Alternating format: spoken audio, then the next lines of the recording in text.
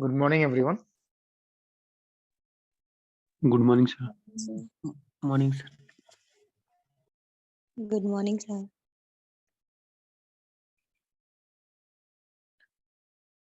So last class में हम लोगों ने रैंक ऑफ द मैट्रिक्स कैसे कैलकुलेट करते हैं डिस्कस किया था एंड होमोजेनियस इक्वेशन के नॉन ट्रिवियल सॉल्यूशन एग्जिस्ट करने का कंडीशन क्या है ये बताया गया था।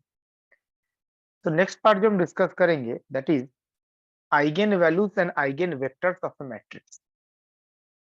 ऑलरेडी हमने क्वांटम मैकेनिक्स में eigen value and eigen function या आइगेन स्टेट के बारे में डिस्कस किया है। तो सिमिलर कॉन्सेप्ट है, आइगेन फंक्शन या आइगेन स्टेट जिसको बोला जाता है वही यहाँ पे है आइगेन वेक्टर। अब क्वेश्चन है नॉर्मल वेक्टर और आइगेन वेक्टर इन दोनों में डिफरेंस क्या है। जैसे नॉर्मल जो हम वेक्टर पढ़ते हैं, जो वेक्टर एक क्वांटिटी है जिसका एक मैग्नीट्यूड होगा, एक डायरेक्शन होगा, तो नॉर्मल वेक्टर के साथ आइगेन वेक्टर का डिफरेंस क्या है ये बोलना ज्यादा सही है। Eigen vector is a vector basically, the eigen vector is a subset of vectors. Vector is a bigger set and eigenvector is a smaller portion of the set of vectors. मतलब कुछ particular vectors हैं जो eigen vector की तरह behave करेंगे एक particular matrix के corresponding. ये डिसाइड कैसे करते हैं देखिए, सपोज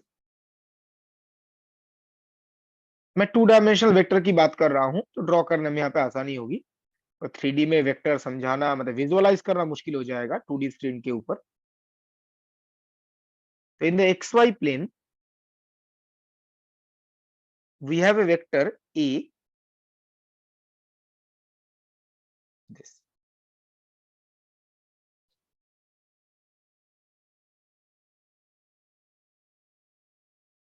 एक वेक्टर है A, कुछ मैग्नीट्यूड है, कुछ डायरेक्शन है।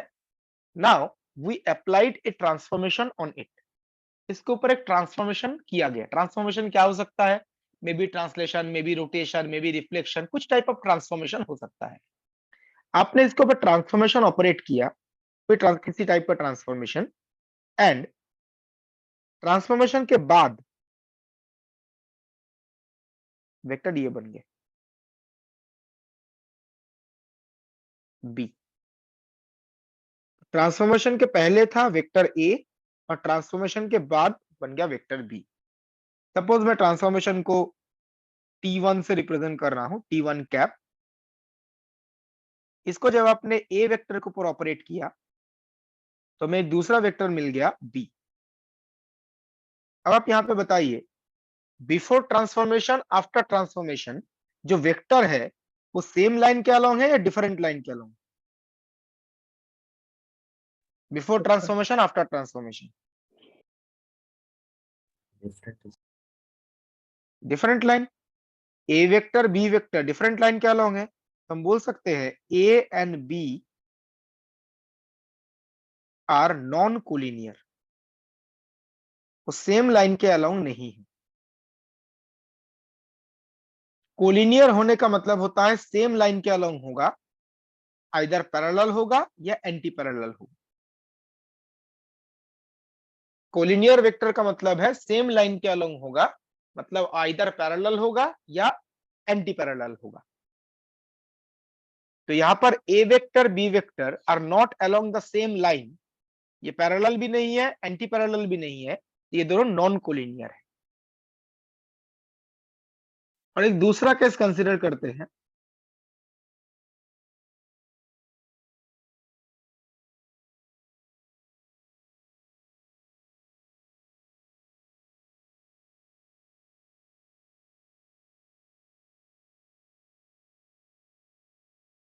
सेम XY प्लेन,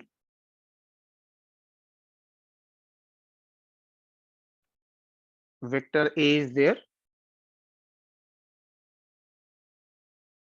यहाँ पे आपने कोई दूसरा ट्रांसफॉर्मेशन लिया और ट्रांसफॉर्मेशन के बाद वेक्टर आ गया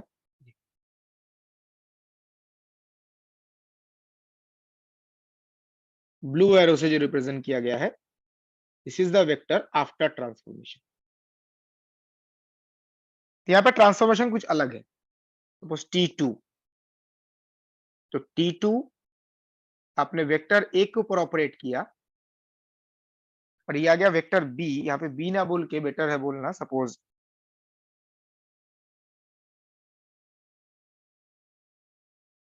this is twice of A मान लीजिए, तो T2 acting on A is equal to twice of A। अब मुझे बताइए ट्रांसफॉर्मेशन की वजह से वेक्टर का मैग्नीट्यूड चेंज हुआ है या डायरेक्शन? मैग्नीट्यूड। मैग्नीट्यूड, दोनों का डायरेक्शन तो सेम है, मैग्नीट्यूड डबल हो गया है। तो इस केस में हम बोल सकते हैं before transformation and after transformation जो वेक्टर है वो कोलिनियर है। A and 2A are collinear. They are along the same line. और कोलिनियर का मतलब पैरेलल हो सकता है या एंटी पैरेलल, इस केस में पैरेलल। तो A before transformation, 2A after transformation, these are parallel, मतलब they lie along the same line. तो एक केस में क्या हुआ, ट्रांसफॉर्मेशन करने के बाद जो वेक्टर मिला वो कोलिनियर वेक्टर नहीं है। Initial vector and final vector, initial vector मतलब बिफोर ट्रांसफॉर्मेशन, फाइनल वेक्टर मतलब आफ्टर ट्रांसफॉर्मेशन।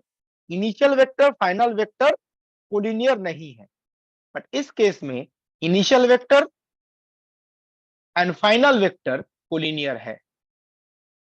तो आइगन वेक्टर किसको बोलेंगे, जहां पे initial vector final vector collinear होगा, they will lie along the same line. तो यहां पे हम बोल सकते हैं vector A is a eigen vector of T2 और आइगन वैल्यू क्या है 2। Vector A is a eigen vector of the transformation T2 और आइगन वैल्यू क्या है 2A। 2 तो कोई भी वेक्टर को हम आइगन वेक्टर कब बोलेंगे, बिफोर ट्रांसफॉर्मेशन आफ्टर ट्रांसफॉर्मेशन दोनों वेक्टर क्या होने चाहिए, कोलिनियर।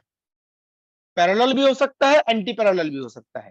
सपोज यहाँ पे 2 ना आके -2 आता, तो माइनस आने का मतलब क्या है, डायरेक्शन ऑपोजिट हो जाएगा, तो एंटी पैरेलल बन जाता। पैरेलल भी बन सकता है, एंटी पैरेलल भी बन सकता है, दोनों को ही कोलिनियर बोलते हैं। इस केस में before transformation after transformation vector same line के अलोंग नहीं है, तो हम ए वेक्टर को T1 का आइगन वेक्टर नहीं बोलेंगे। आइगन वेक्टर तभी बोला जाता है जब before transformation after transformation vector collinear हो। Right down this point.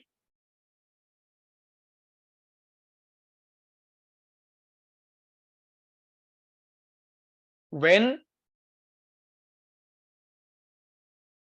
the vector before transformation, when the vector before transformation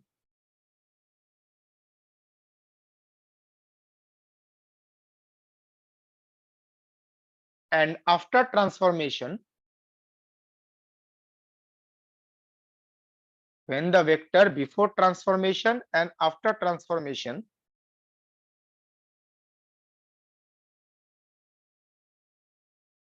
are collinear vectors,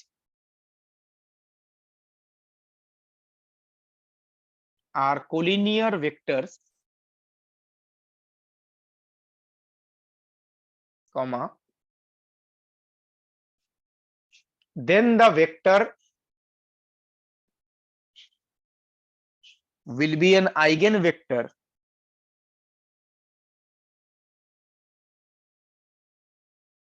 the vector will be an eigenvector of the said transformation.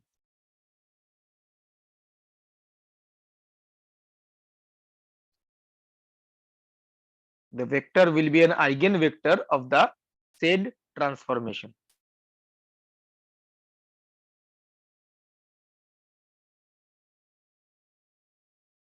तो before transformation after transformation collinear vector है, तो इस vector को हम क्या बोलेंगे, इस transformation का आइगन वेक्टर।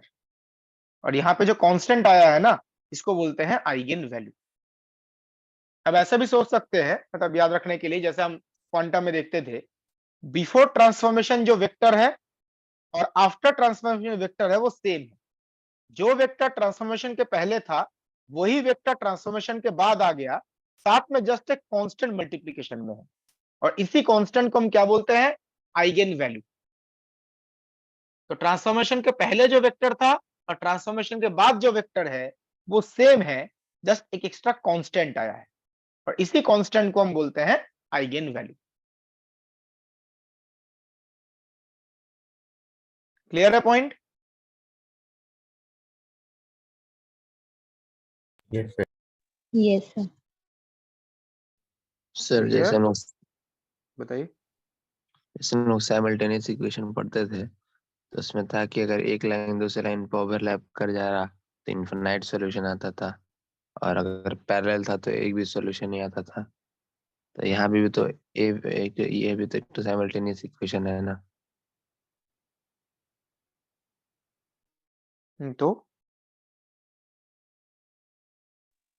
यहाँ क्वेश्चन भी क्या है? इनफिनाइट सॉल्यूशन आएगा। आइगेन वेक्टर यूनिक थोड़ी ना होता है, कल बताया था ना, नॉन ट्रिवियल सॉल्यूशन यूनिक नहीं होता।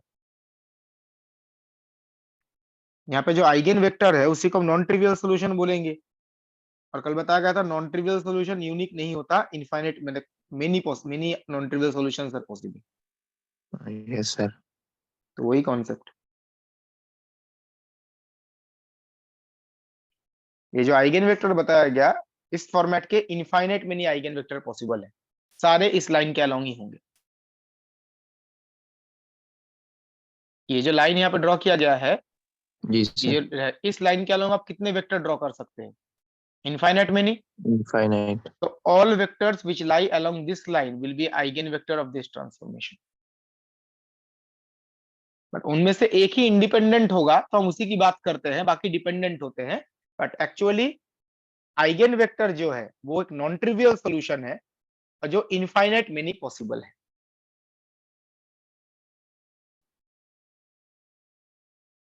Anything else anyone?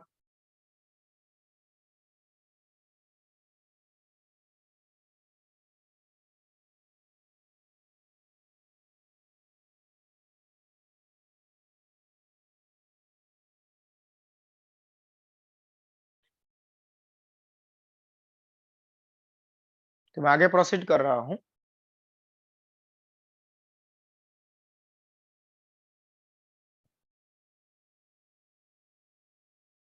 तो हम आइगेन वैल्यू की बात कब करेंगे?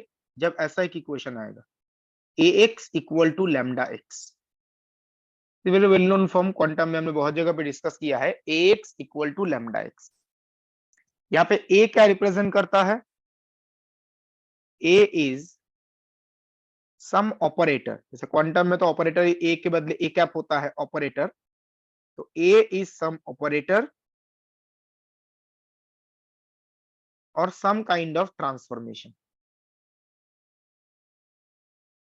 मैथमेटिक्स में हम ट्रांसफॉर्मेशन ही बोलते हैं, क्वांटम मैकेनिक्स में हम ऑपरेटर की बात करते हैं, जो फिजिकल क्वांटिटीज को रिप्रेजेंट करता है। तो ए इज ए ऑपरेटर और ट्रांसफॉर्मेशन। और कोई बता सकता है, और इस ऑपरेटर को जब आप मैट्रिक्स फॉर्म में लिखेंगे उसका ऑर्डर क्या होगा?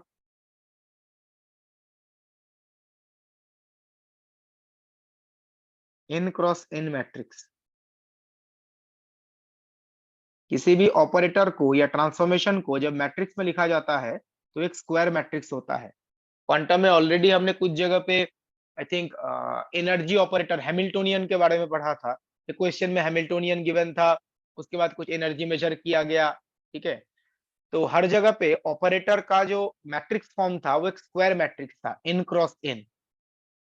ध्यान रखिएगा, रेक्टेंगुलर मैट्रिक्स के लिए ऐसा इक्वेशन कभी सेटिस्फाई नहीं कर सकता। इस टाइप का इक्वेशन सिर्फ किसके लिए सेटिस्फाई कर सकता है? स्क्वायर मैट्रिक्स के लिए। अगर आपने ए को बोल दिया रेक्टेंगुलर मैट्रिक्स तो ऐसा इक्वेशन कभी सेटिस्फाई कर ही नहीं सकता। This is valid only for square matrix. तो ए इज द ऑपरेटर और ट्रांसफॉर्मेशन, और एक्स क्या है? क्या क्या हो सकता है? मैथमेटिक्स की बात करें तो it is the vector. Quantum में क्या हो सकता था?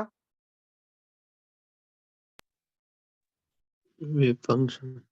राइट, कोई फंक्शन हो सकता है, या स्टेट की जब बात करते थे केट साई, स्टेट वेक्टर भी हो सकता है। तो x जो है वो वेक्टर हो सकता है, फंक्शन हो सकता है, या स्टेट हो सकता है। इसको जब मैट्रिक्स फॉर्म में लिखते हैं तो ऑर्डर क्या आता है? वेक्टर को लिखते हैं तो मैट्रिक्स का order n cross 1। n cross 1 column matrix होता है।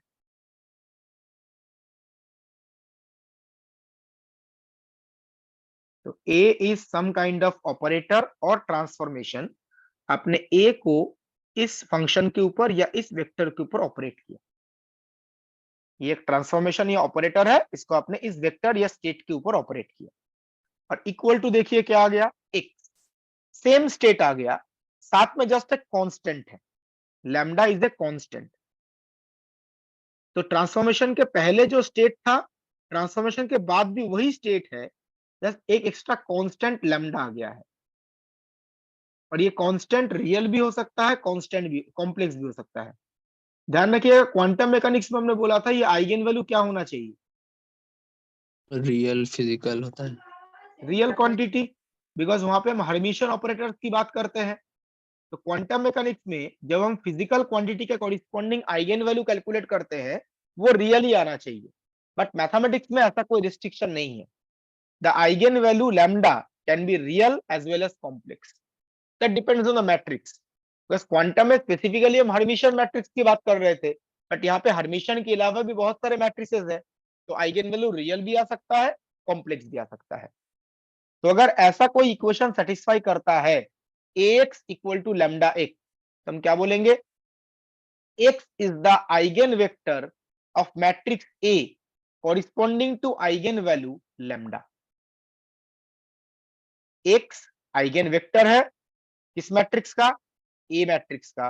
और आइगन वैल्यू क्या है? लैम्डा। अगर ऐसा इक्वेशन सेटिस्फाई नहीं करता तो बोलेंगे आइगन वेक्टर है ही नहीं। सेम वेक्टर वापस आना चाहिए और साथ में कांस्टेंट। ऐसा इक्वेशन सेटिस्फाई करेगा तो हम बोलेंगे x is an eigen vector of matrix A corresponding to eigen value lambda.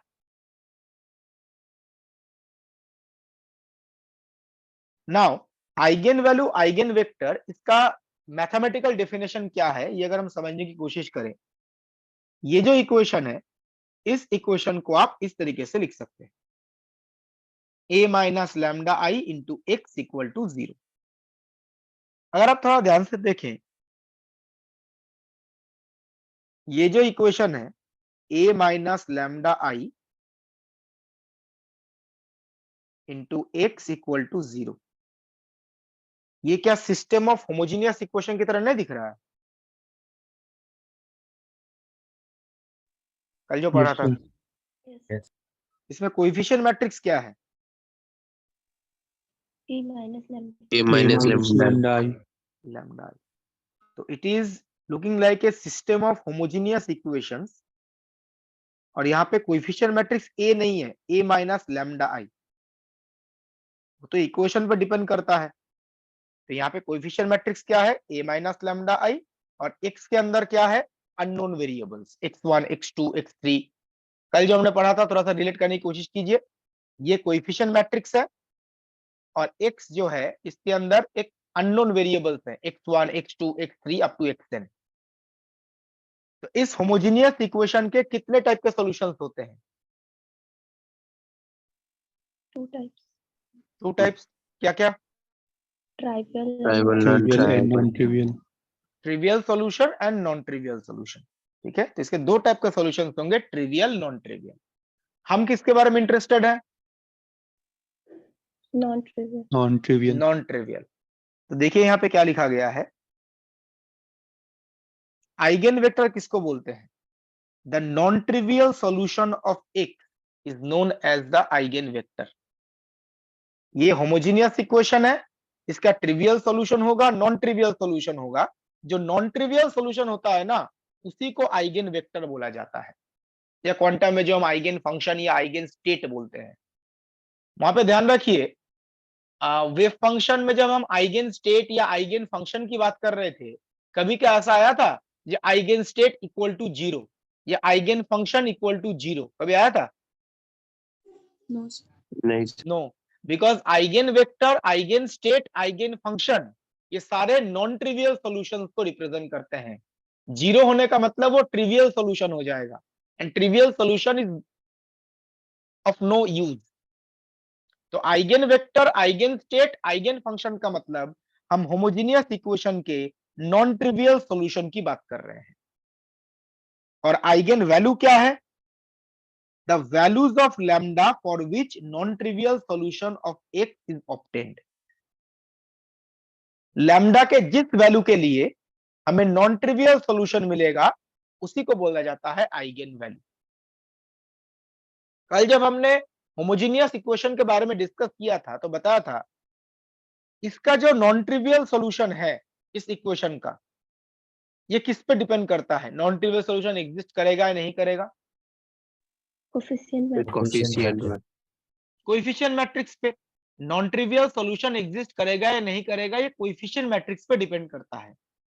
Coefficient matrix के अंदर क्या प्रेजेंट है? लैम्डा। तो नॉन ट्रिवियल सॉल्यूशन एग्जिस्ट करेगा या नहीं करेगा ये कोएफिशिएंट मैट्रिक्स पे डिपेंड करता है, मतलब लैम्डा पे डिपेंड करता है। तो लैम्डा के कुछ पर्टिकुलर वैल्यूज के लिए नॉन ट्रिवियल सॉल्यूशन एग्जिस्ट करेगा। लैम्डा के जो वैल्यूज हैं उन्हीं को बोला जाता है eigen value. Values of lambda for which non trivial solution is obtained. Lambda के जिस वैल्यू के लिए हमें नॉन ट्रिवियल सॉल्यूशन मिलेगा उसी को क्या बोलते हैं? Eigen value. और जो नॉन ट्रिवियल सॉल्यूशन है उसको बोलते हैं आइगेन वेक्टर। तो कंडीशन क्या बताया गया था? नॉन ट्रिवियल सॉल्यूशन कब एग्जिस्ट करेगा? क्या कंडीशन होता है? जब a minus lambda is equal to 0 होगा। X not equal to 0. Determinant non zero. Determinant of coefficient matrix is 0। Coefficient matrix का डिटर्मिनेंट जब 0 होगा तब नॉन ट्रिवियल सॉल्यूशन एग्जिस्ट करता है। लास्ट क्लास के नोट देखिए, लास्ट पॉइंट यही बताया गया था। कोएफिशिएंट मैट्रिक्स का डिटर्मिनेंट जब 0 होगा तभी नॉन ट्रिवियल सॉल्यूशन एग्जिस्ट करेगा। यहां पे भी हम वही कॉन्सेप्ट यूज करेंगे। नोट डाउन कर लीजिए। यहां तक कोई क्वेश्चन है तो प्लीज आप।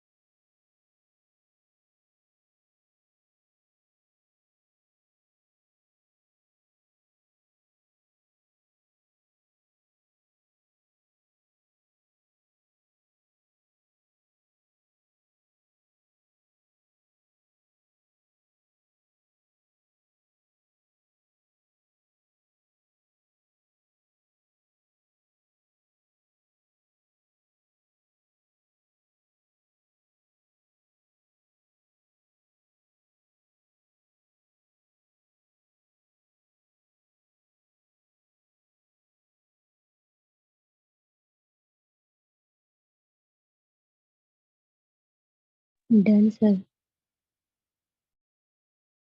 ओके, तो मैं आगे प्रोसीड कर रहा हूं।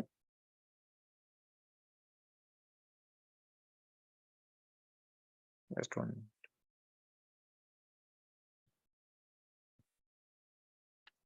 तो जो बताया गया नॉन ट्रिवियल सॉल्यूशन कब एग्जिस्ट करेगा? when the determinant of the coefficient matrix is equal to 0। Coefficient matrix का डिटर्मिनेंट अगर 0 है तभी नॉन ट्रिवियल सॉल्यूशन एग्जिस्ट करेगा। और ये जो इक्वेशन यहाँ पे आया है, ये जो कंडीशन यहाँ पे आया है, इसी को बोला जाता है characteristic equation of matrix A.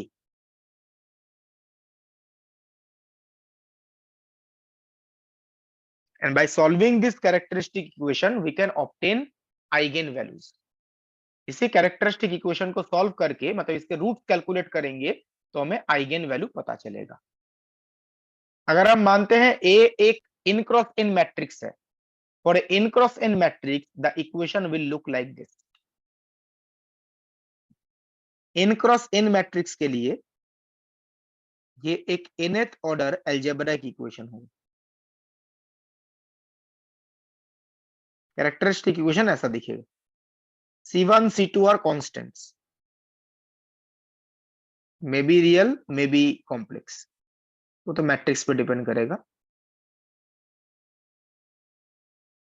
तो for n cross n matrix the algebraic equation will be a nth order algebraic equation, nth order algebraic equation. अगर 2 क्रॉस 2 मैट्रिक्स है तो क्वाड्रेटिक इक्वेशन होगा, 3 क्रॉस 3 मैट्रिक्स है तो क्यूबिक इक्वेशन होगा, n cross n matrix है तो nth order algebraic equation होगा। तो देखिए क्या बोला गया है, the above equation is known as characteristic equation and the roots of the characteristic equation are known as the eigenvalues of matrix A। Characteristic equation के जो रूट्स हैं उसी को हम क्या बोलते हैं, आइगेन वैल्यूज। अगर हमारे पास एक इन क्रॉस इन मैट्रिक्स है तो उसके कितने आइगेन वैल्यूज होंगे, n, lambda 1 lambda 2 lambda 3 up to lambda n।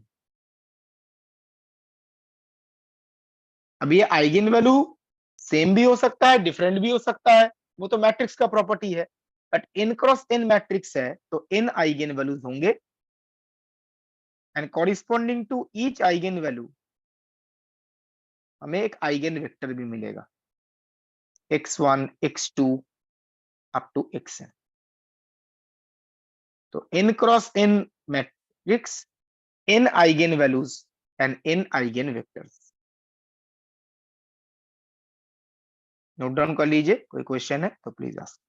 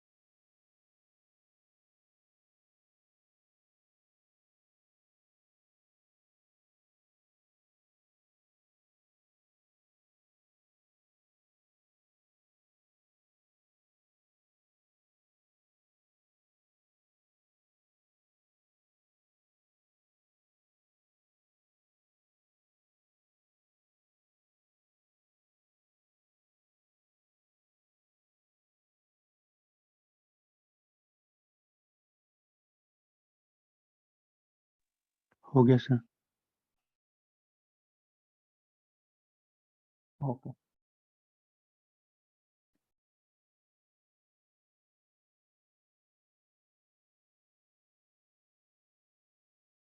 मैं आगे प्रोसीड कर रहा हूं।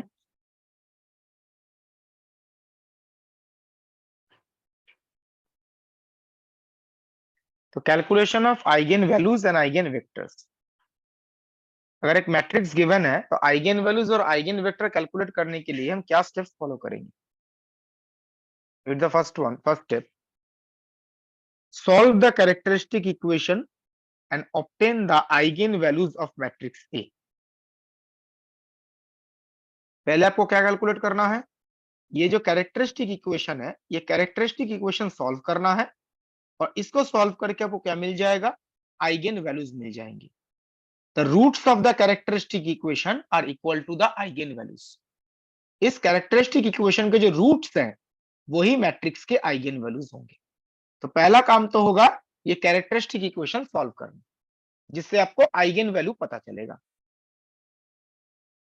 Next step 2, by putting the values of eigenvalue in the equation, this one, obtain the relation between the elements of the eigenvector. अब eigenvector जो है वो basically एक कॉलम मैट्रिक्स होता है। जो eigenvector है वो एक कॉलम मैट्रिक्स है, उसके 2-3 एलिमेंट्स होंगे। तो स्टेप 1 में जो आपको आइगन वैल्यूज मिले हैं ना, उन आइगन वैल्यूज को 1 बाई 1, एक साथ नहीं, 1 बाई 1 इस इक्वेशन में रिप्लेस करते हैं। जैसे 2 आइगन वैल्यू आए तो दोनों के लिए अलग अलग कैलकुलेशन होगा। 1 बाई 1 हम इस इक्वेशन में रिप्लेस करेंगे। रिप्लेस करने पे क्या होगा, इस इक्वेशन में जब आप रिप्लेस करेंगे तो आइगन वेक्टर के जो एलिमेंट्स हैं उनके बीच में आपको रिलेशन मिलेगा। आइगन वेक्टर एक कॉलम मैट्रिक्स के फॉर्म में होता है, उसके 2-3 एलिमेंट्स होंगे। अगर 2x2 मैट्रिक्स है तो 2 एलिमेंट होंगे, 3x3 है तो 3 एलिमेंट होंगे। तो उन एलिमेंट्स के बीच में रिलेशन आपको मिलेगा। अभी हम एग्जांपल डिस्कस करेंगे तो ये पॉइंट क्लियर होगा कि हमने क्वांटम में भी देखा था कि आइगन वैल्यू जब रिप्लेस करते हैं तो आइगन वेक्टर के बीच में रिलेशन मिलता है। Now the final step, using the relation obtained in step 2, find the linearly independent eigenvector of matrix A. Step 2 में जो आपको रिलेशन मिलेगा ना एलिमेंट्स के बीच में, उस रिलेशन को यूज करके हमें linearly independent eigen vector calculate करना है। ध्यान रखिएगा, पहले बताया गया था नॉन ट्रिवियल सॉल्यूशन कितने पॉसिबल हैं?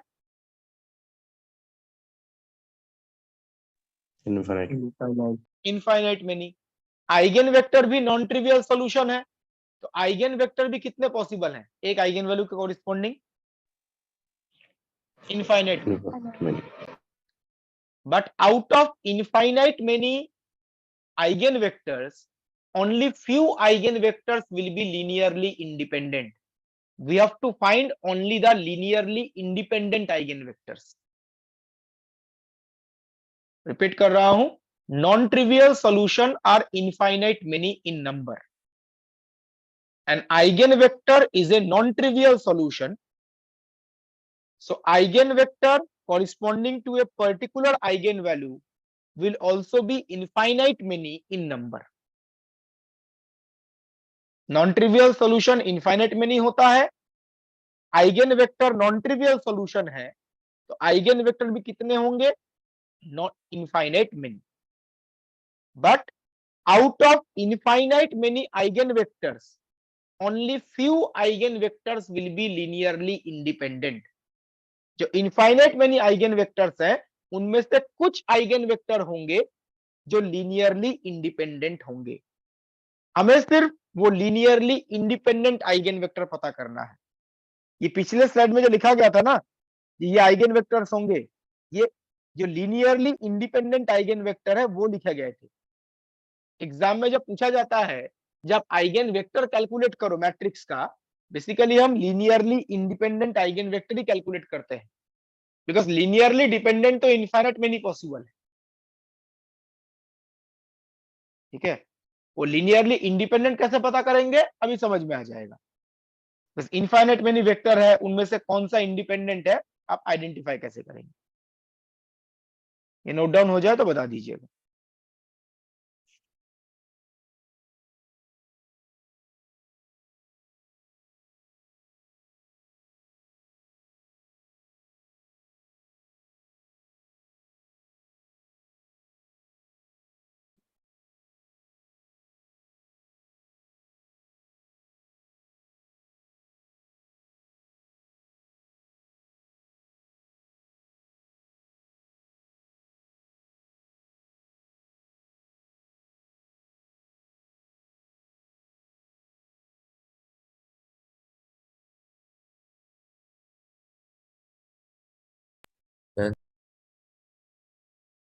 ओके,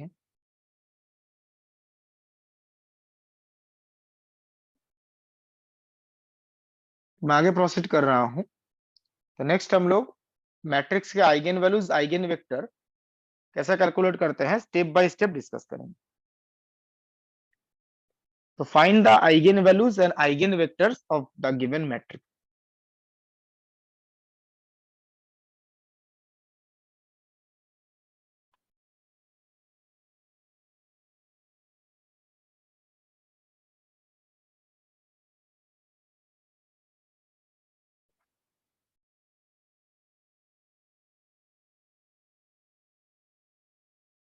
तो स्टेप वन क्या बताया गया था?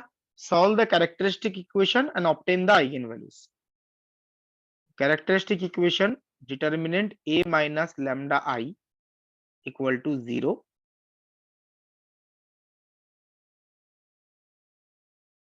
तो -5 minus lambda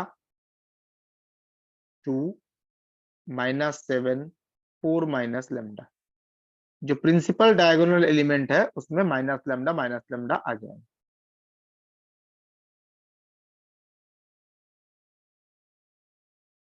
just break the determinant, ये आएगा -λ lambda square -4 lambda plus 5 lambda plus lambda and -20 plus 14 -6। Please check, ये इक्वेशन आएगा lambda square plus lambda -6 equal to 0।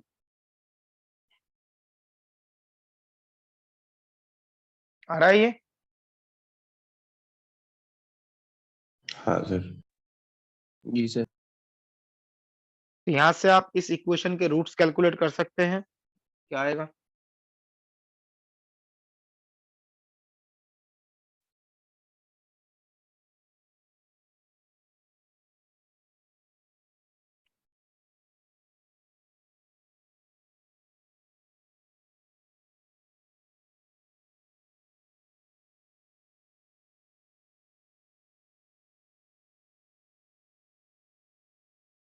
What are the roots?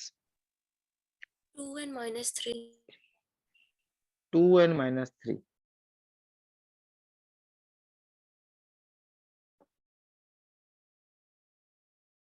So these are the eigenvalues of the given matrix 2 and -3. तो step 1 apply करने के बाद हमको eigen value मिल गया। Next step 2,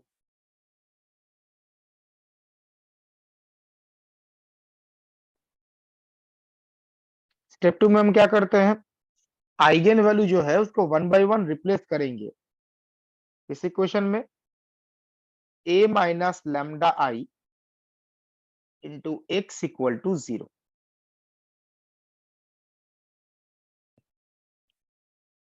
तो a minus lambda i जो coefficient matrix है ये होगा -5 माइनस लैम्डा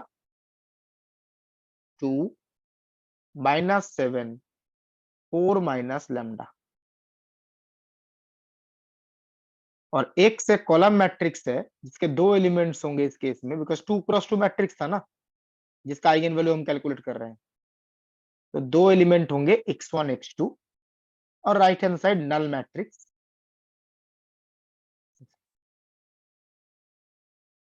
ये a माइनस लैम्डा i है, जो कैपिटल X आइगन वेक्टर है वो कॉलम मैट्रिक्स है, 2 एलिमेंट है x1 x2, और राइट हैंड साइड 0 होने का मतलब नल मैट्रिक्स। नाउ जस्ट आप 1 बाय 1 ये आइगन वैल्यूज रिप्लेस करो।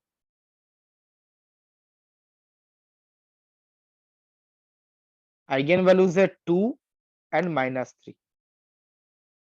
2 के लिए क्या हो रहा है और -3 के लिए 1 बाय, ऐसा नहीं एक साथ तो रिप्लेस कर भी नहीं सकते, 1 बाय 1 दोनों के लिए चेक करना क्या आ रहा है। लैम्डा इक्वल टू 2 अगर आप यहाँ पे रिप्लेस करो, लैम्डा इक्वल टू 2, मैट्रिक्स आएगा -7 2 -7 2 इंटू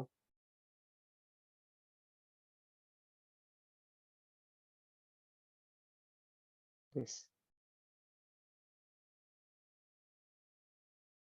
तो स्टेप 2 में क्या बताया गया था? जब आप आइगन वैल्यू रिप्लेस करेंगे तो आइगन वेक्टर के जो एलिमेंट्स हैं उनके बीच में आपको रिलेशन मिलेगा।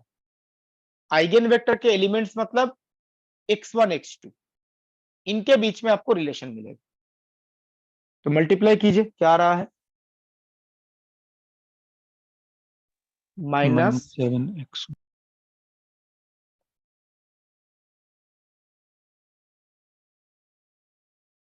तो -7x1 + 2x2 = 0, simple multiplication. First row first column या second row first column, same ही आएगा। यहां से आपको x1 और x2 के बीच में रिलेशन मिलेगा। एक रिलेशन है x2 is equal to 7/2 x1।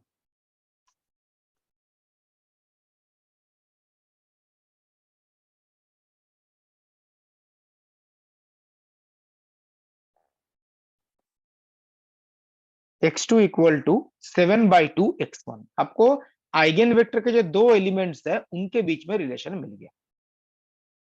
Same calculation lambda equal to -3 के लिए रिपीट कीजिए। यहाँ पे लैम्डा के बदले -3, -2 2 -7 +7।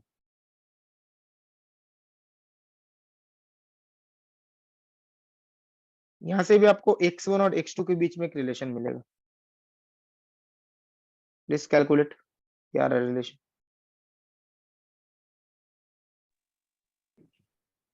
x1 equal to x2.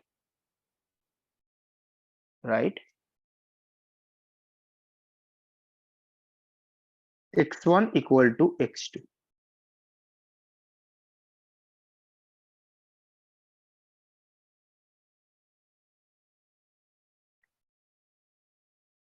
तो दिस इज स्टेप 2। जो आइगेन वैल्यू है उसको 1 by 1 इस इक्वेशन में रिप्लेस करेंगे तो आपको आइगेन वेक्टर के एलिमेंट्स के बीच में रिलेशन मिलेगा। तो लैम्डा इक्वल टू 2 के कॉरिस्पॉन्डिंग ये रिलेशन है, लैम्डा इक्वल टू -3 के कॉरिस्पॉन्डिंग ये रिलेशन। यहां तक कोई डाउट है तो प्लीज आस्क।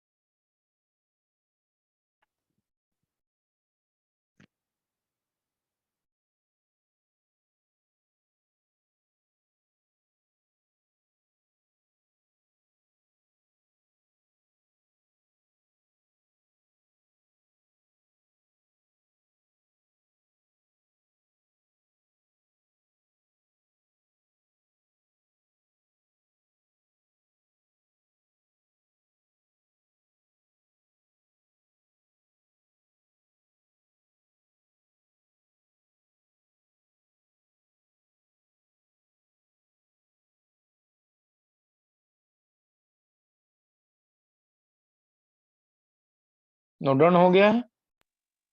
Yes, sir. तो यहाँ पे स्टेप 2 में जो रिलेशन मिला है this one and this one, इन दोनों का यूज करके आप linearly independent eigen vector calculate कर सकते हैं। स्टेप 3,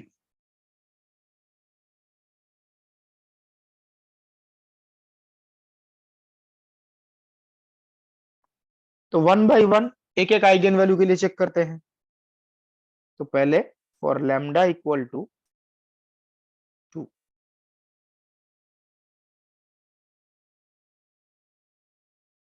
लैम्डा इक्वल टू 2 के लिए रिलेशन क्या आया था? x2 equal to 7/2 x1। अब यहाँ पे ना बहुत एक इंपॉर्टेंट कॉन्सेप्ट होता है, जो एक आइगेन वैल्यू के कॉरिस्पॉन्डिंग आप कितने इंडिपेंडेंट आइगेन वेक्टर लिख सकते हैं।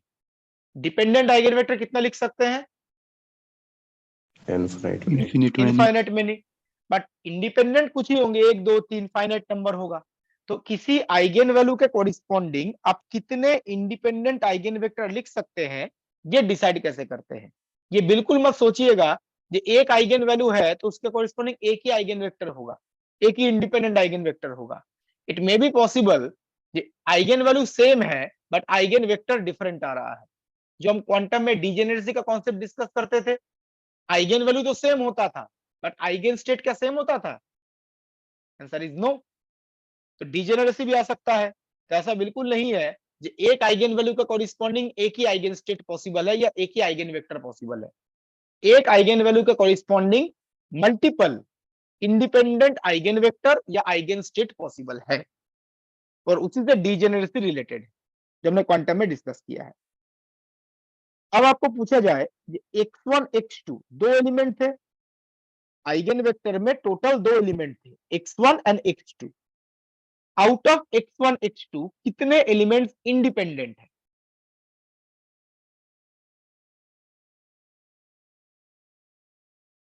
एक 1 सर। 1, बिकॉज x2 तो x1 पे डिपेंड करता है ना, only one independent element. x2 x1 पे डिपेंड करता है। जितने इंडिपेंडेंट एलिमेंट्स यहां पे आएंगे उतने इंडिपेंडेंट आइगन वेक्टर्स आप लिख सकते हो। So there will be only one linearly independent eigenvector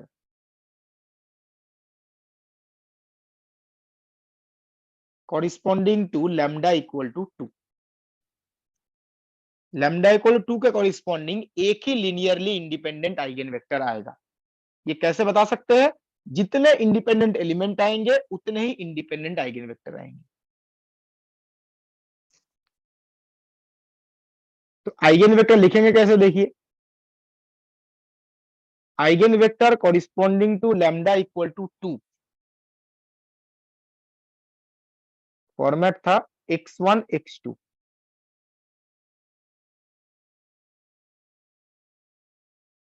अगर आप x1 को k अज्यूम करते हैं तो x2 को क्या लिख सकते हैं?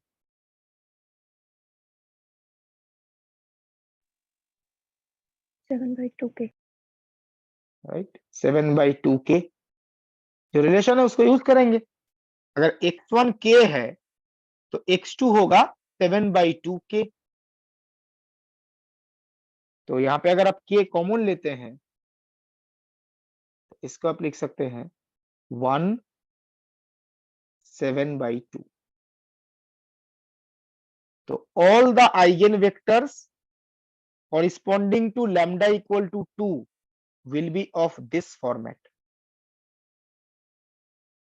लैम्डा इक्वल टू 2 के कॉरिस्पॉन्डिंग जितने भी आइगन वेक्टर्स हैं वो इस फॉर्मेट को फॉलो करेंगे। ये जो फॉर्मेट है, जितने भी आइगन वेक्टर्स हैं।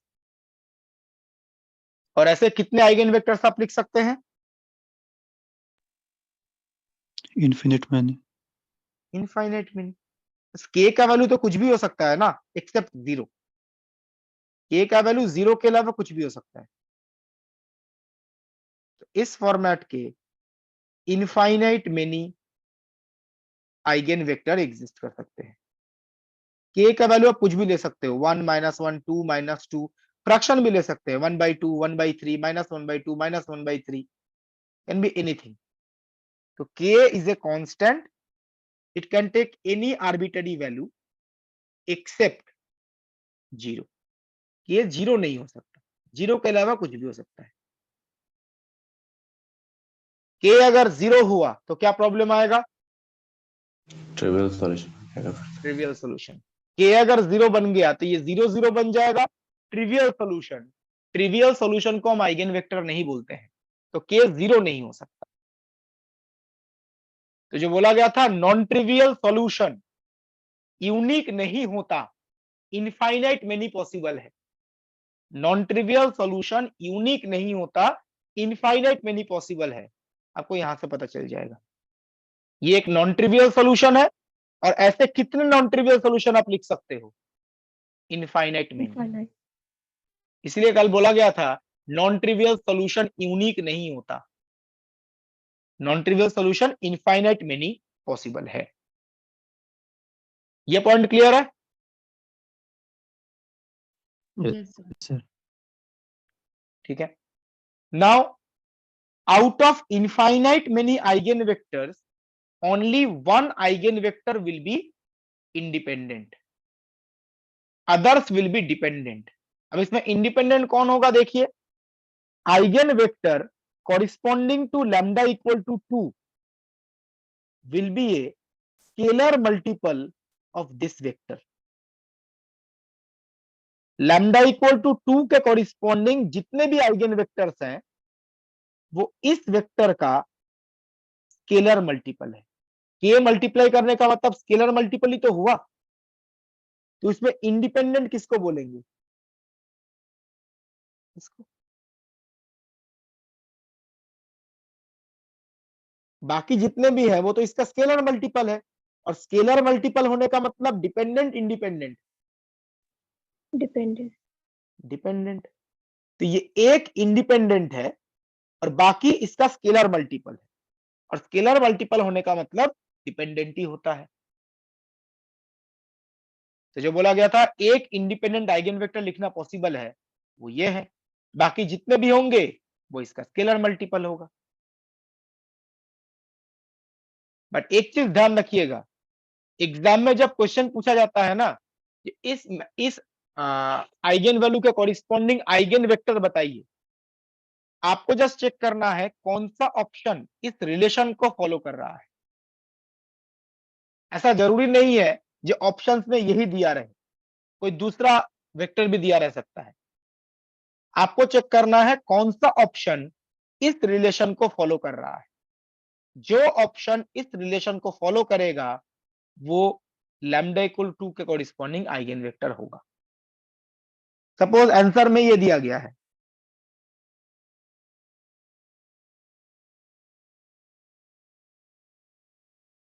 इज इट करेक्ट और इनकरेक्ट?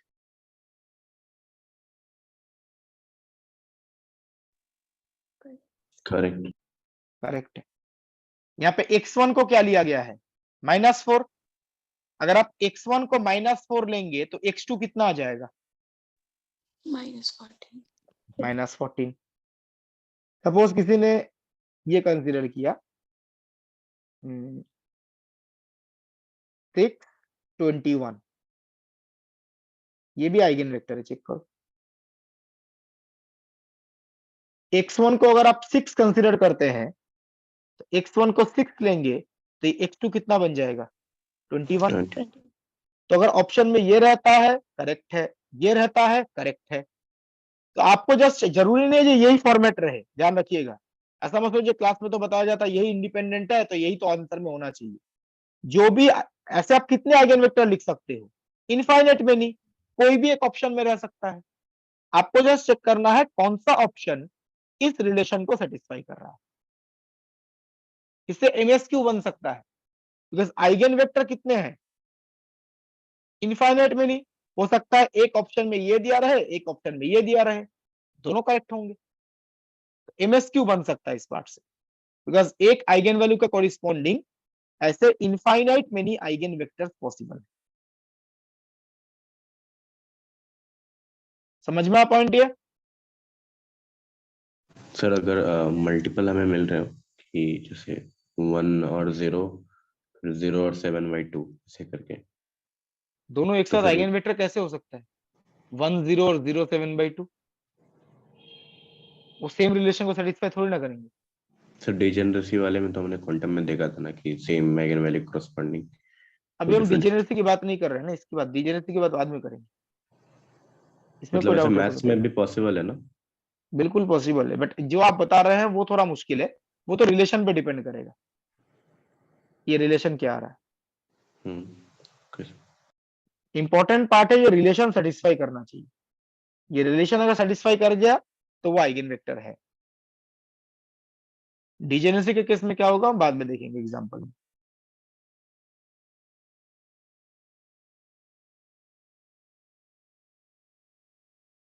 ये सेम कैलकुलेशन आप जो दूसरा आइगन वैल्यू है उसके लिए रिपीट करो। दूसरा आइगन वैल्यू था लैम्डा इक्वल टू -3। x1 और x2 के बीच में रिलेशन आया था x2 इक्वल टू x1। यहाँ पे भी कितने इंडिपेंडेंट एलिमेंट है? एक एक ही है। x2 तो x1 पे डिपेंड करता है ना, अगर आपने x1 को चूज कर लिया तो x2 तो फिक्स्ड हो गया। तो x2 is a scalar multiple of x1, तो एक ही इंडिपेंडेंट है। x2 depends on x1। यहाँ पे भी स्केलर मल्टीपल था, यहाँ पे भी स्केलर मल्टीपल है। तो प्लीज कैलकुलेट इसके कॉरिस्पॉन्डिंग आइगन वेक्टर क्या हो, किस फॉर्मेट का हो।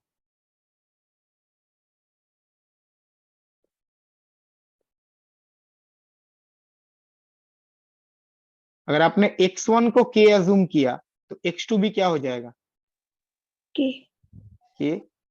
तो यहाँ पे अगर आप k कॉमन लेते हैं तो ये होगा 1 1। तो ऐसे आप इनफाइनाइट मेनी आइगन वेक्टर लिख सकते हैं।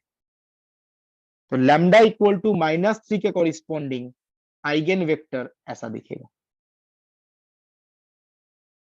k का वैल्यू कुछ भी हो सकता है एक्सेप्ट 0। अगर ऑप्शन में रहता है 100 100 तब भी करेक्ट होगा, दोनों इक्वल होते हैं ना। 100 100 भी हो सकता है, 1000 1000 दिया रहे वो भी हो सकता है।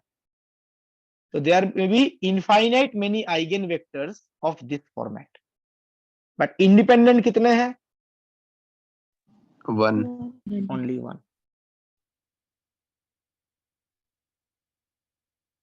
बस एक ही इंडिपेंडेंट एलिमेंट है तो एक ही इंडिपेंडेंट आइगन वेक्टर होगा।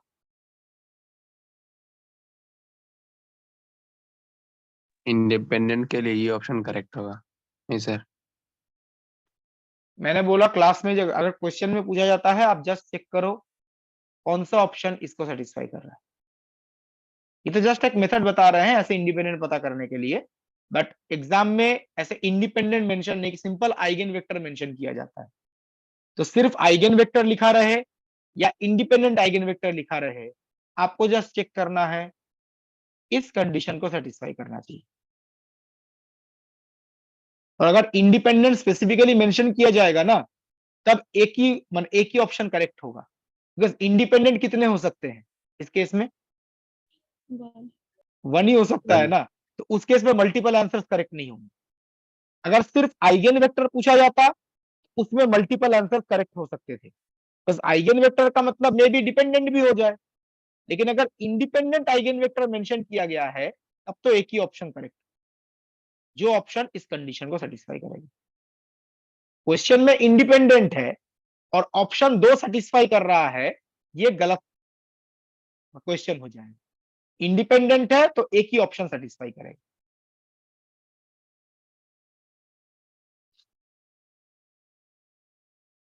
सर ऑप्शंस में अगर 6 और 21 दे के रखा हो जो कि बस सेटिस्फाई कर रहा है x2 = 7/2 x1 और कोई नहीं कर रहा है, तो उसको हम इंडिपेंडेंट मान के बिल्कुल करेंगे, बिल्कुल करेंगे। और लेकिन सर अगर 621 के साथ 1 और 7/2 दे के रखा हो तब हम 1 और 7/2 के साथ जाएंगे। नहीं देके रखेंगे, नहीं देके रखेंगे, वो क्वेश्चन ही गलत है। यहाँ पे सिर्फ आप अपने समझने के लिए बोल रहे हैं ये इंडिपेंडेंट है। कोई बोल सकता है मैं इसको इंडिपेंडेंट ना मान के इसको इंडिपेंडेंट मान रहा हूं और बाकियों को डिपेंडेंट, वो भी सही है, गलत कुछ नहीं है। बिकॉज अल्टीमेटली आपका स्केलर मल्टीपल आना चाहिए ना। जैसे इसके साथ क्या मल्टीप्लाई करने पे ये आता है 6। अगर आप 1 7/2 इसको इंडिपेंडेंट मान के चलते हैं तो इसके साथ अगर आप 6 मल्टीप्लाई करो तो ये आ जाएगा। अगर आप इसको इंडिपेंडेंट मान के चलते हो तो इसके साथ 1/6 मल्टीप्लाई करने पे क्या ये नहीं आएगा? हाँ सर, तो मतलब बात एक ही है, सिंगल वैल्यू के लिए राइट, के का वैल्यू लेना पड़ेगा। आप किसी को भी इंडिपेंडेंट मान सकते हैं बट एक से ज्यादा इंडिपेंडेंट नहीं है इस केस में। ठीक है, अगर आपने इसको इंडिपेंडेंट माना, सपोज आपने इसको इंडिपेंडेंट माना, तो इसको किससे मल्टीप्लाई करने पे ये आ जाएगा -1/2 -1/4 राइट, -1/4 राइट। इसको अगर आपने -1/4 से मल्टीप्लाई किया तो ये वेक्टर आ जाएगा। तो आप इसको भी इंडिपेंडेंट मान सकते हैं, ये तो जस्ट एक तरीका है। ठीक है, इंडिपेंडेंट होगा तो कभी भी 2 ऑप्शन करेक्ट नहीं आएंगे। बस जो क्वेश्चन बनाएंगे वो भी ये समझ के बनाएंगे, ये एक ही इंडिपेंडेंट है तो 2 ऑप्शन सेटिस्फाई करवाने का कोई मतलब नहीं है। इंडिपेंडेंट तो हम किसी एक को मान सकते हैं, बाकी उस पर डिपेंड करेंगे। Clear everyone? यस। और अगर नॉर्मलाइज करना हो सकता है क्वेश्चन में नॉर्मलाइज्ड आइगन वेक्टर पूछा जाए। तो ये जो k है, k को हम बोलेंगे नॉर्मलाइजेशन कांस्टेंट। तो नॉर्मलाइजेशन कंडीशन क्या होता है? इनर प्रोडक्ट 1 आना चाहिए।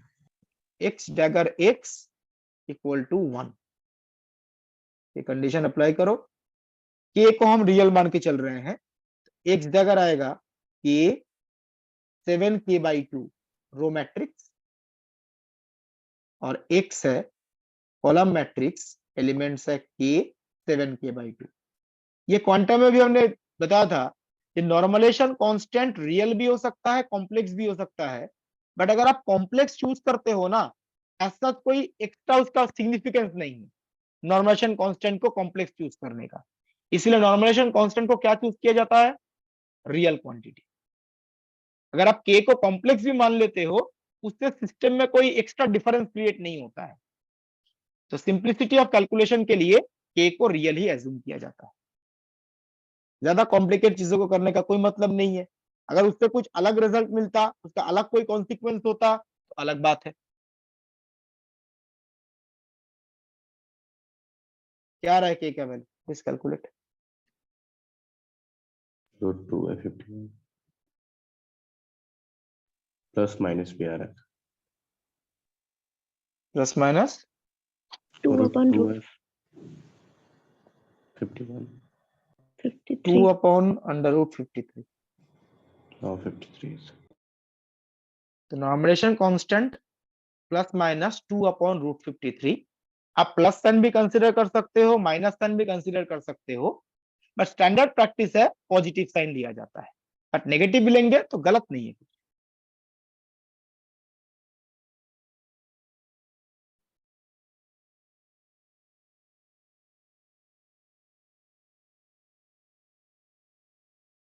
Clear everyone?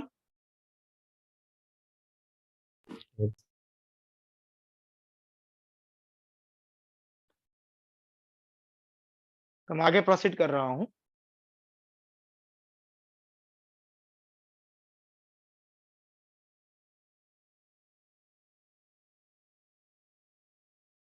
Please try this question.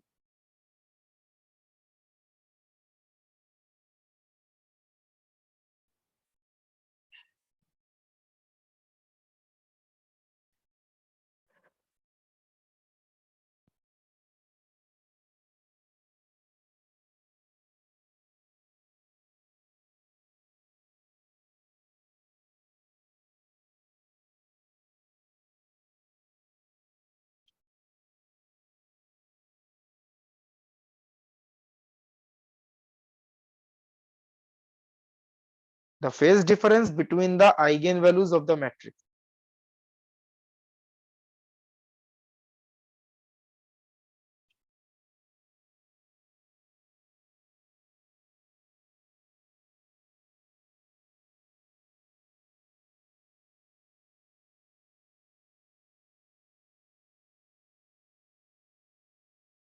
ये मैट्रिक्स है, पहले इसके आइगन वैल्यूज कैलकुलेट कीजिए, उसके बाद देखेंगे फेज डिफरेंस कैसे कैलकुलेट करते हैं। Just solve the characteristic plus equation. Minus iota 2√3 आ रहा है।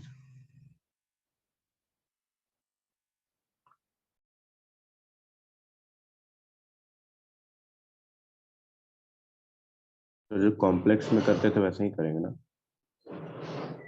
मतलब कॉम्प्लेक्स में सर कोई भी कॉम्प्लेक्स नंबर आता था हमारे पास तो उसका आर्गुमेंट कैलकुलेट करते थे और फिर tan थीटा से वहां से वैसा करके क्या कुछ। ठीक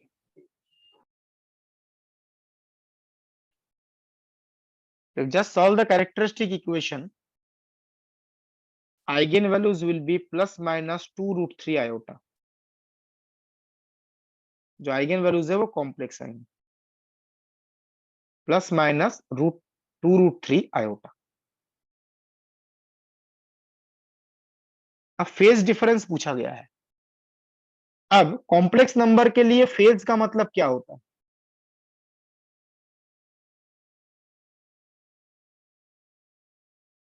कॉम्प्लेक्स नंबर है x प्लस आयोटा y। अगर आपको पूछा गया कॉम्प्लेक्स नंबर का फेज कैलकुलेट करो, आर्गुमेंट। इसका मतलब उसका आर्गुमेंट कैलकुलेट करना। कॉम्प्लेक्स नंबर का फेस कैलकुलेट करना मतलब उसका आर्गुमेंट कैलकुलेट करना। तो ये होगा tan inverse y by x. तो कॉम्प्लेक्स नंबर का फेज या कॉम्प्लेक्स नंबर का आर्गुमेंट एक ही बात है। तो क्वेश्चन में फेज डिफरेंस पूछा गया है, इसका मतलब हम आर्गुमेंट के बीच में डिफरेंस कैलकुलेट करेंगे। तो यहाँ पे दो आइगन वैल्यूज हैं, दोनों का अगर आप आर्गुमेंट कैलकुलेट करो, आर्गुमेंट ऑफ 2√3 आयोटा, इसमें x का वैल्यू कितना है? 0, रियल पार्ट तो है ही नहीं। और y कितना है? 2√3 y by x, something by 0 infinity, tan inverse infinity कितना होगा? 90 degree. 90 degree, pi by 2। Similarly जो दूसरा आइगन वैल्यू है उसका आर्गुमेंट कैलकुलेट करो। माइनस का 90 यहाँ पे आएगा tan इनवर्स माइनस इंफिनिटी, जो होगा -90 डिग्री। ये क्वेश्चन बेसिकली मैट्रिक्स और कॉम्प्लेक्स नंबर दोनों का कंबाइंड क्वेश्चन, इंटरडिसिप्लिनरी क्वेश्चन है। दोनों का यूज हो रहा है, मैट्रिक्स का भी यूज हो रहा है, कॉम्प्लेक्स का जो कुछ आर्गुमेंट वाला कॉन्सेप्ट है उसका भी यूज हो रहा है। तो एक आइगन वैल्यू का फेज आया 90 डिग्री, दूसरे का फेज आया -90 डिग्री। तो दोनों में डिफरेंस कितना है? 180। 180 डिग्री। एक का 90 है, एक का -90 है, तो डिफरेंस होगा 180 degree.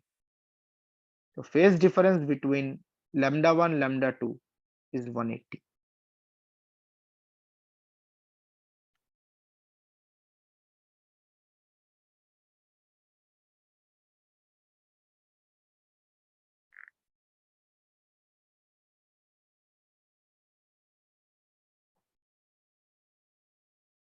Clear everyone?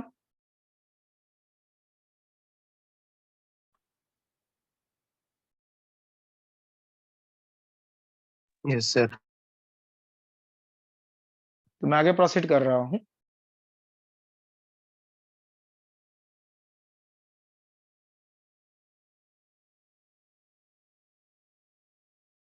Please try this question.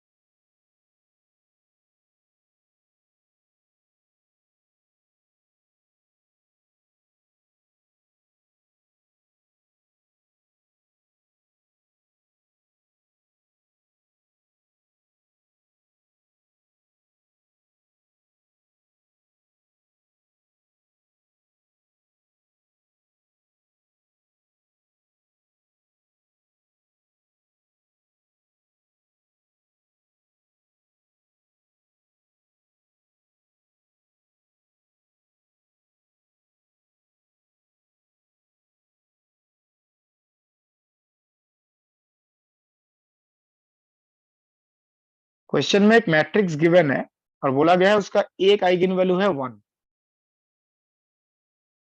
Then the eigenvector of the matrix corresponding to the eigenvalue 1. तो यहाँ पे आपका आइगन वैल्यू कैलकुलेट नहीं करना है, आइगन वेक्टर कैलकुलेट करना है। Eigen value is given. Now अगर आप आइगन वैल्यू वेक्टर कैलकुलेट करो तो कौन सा इक्वेशन यूज करना होता है? a minus lambda I into x equal to 0। इसे को यूज करके हम आइगन वेक्टर कैलकुलेट करते हैं। तो a minus lambda I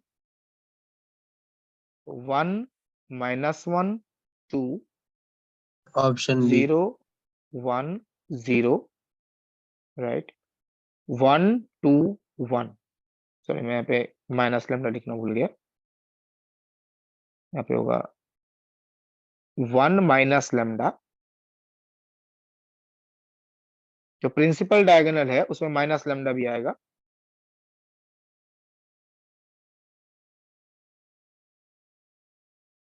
this is a minus lambda i। x is the eigen vector, उसके 3 कंपोनेंट्स होंगे बिकॉज जो ओरिजिनल मैट्रिक्स गिवन है वो 3x3 मैट्रिक्स है। तो x1 x2 x3, right hand side null matrix.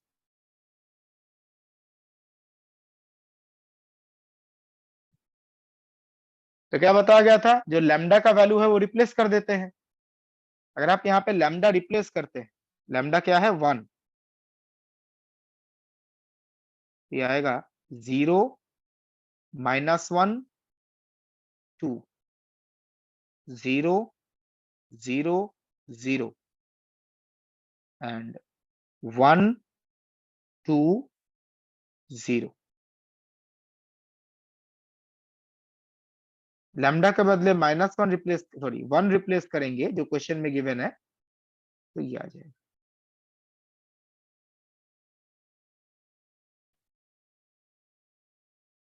तो यहाँ पे जस्ट आप मल्टीप्लाई करो, राइट हैंड साइड में 0 है, वहां पे आपको x1 x2 x3 के बीच में रिलेशन मिलेगा।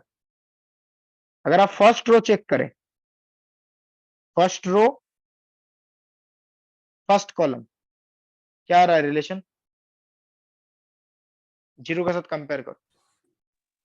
x2 is equal to 2x3.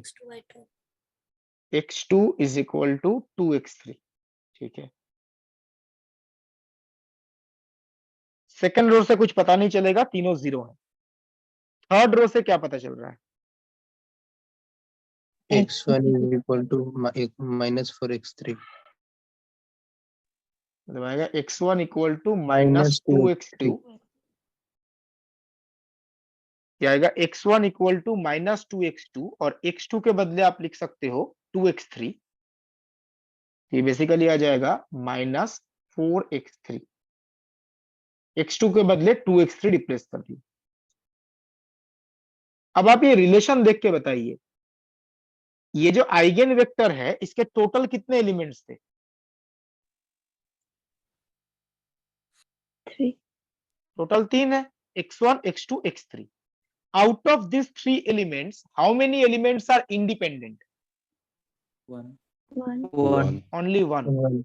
x2 is a scalar multiple of x3, x1 is also a scalar multiple of x3।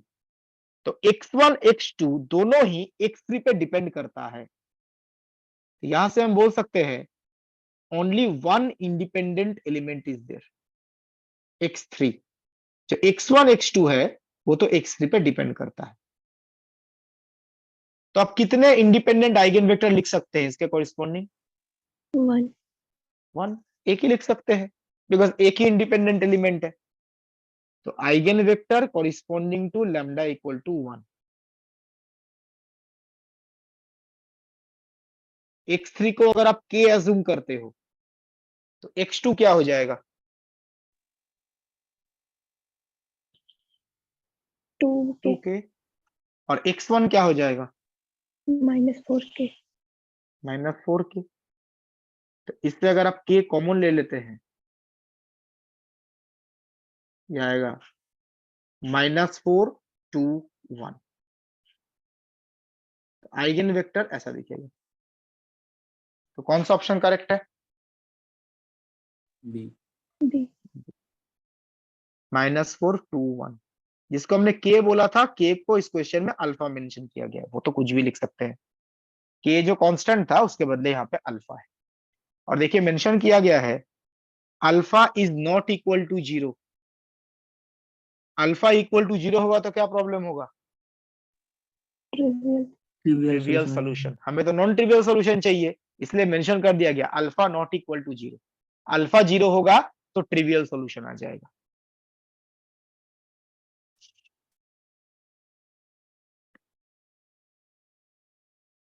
Clear everyone, yes sir. तो मैं आगे प्रोसीड कर रहा हूं।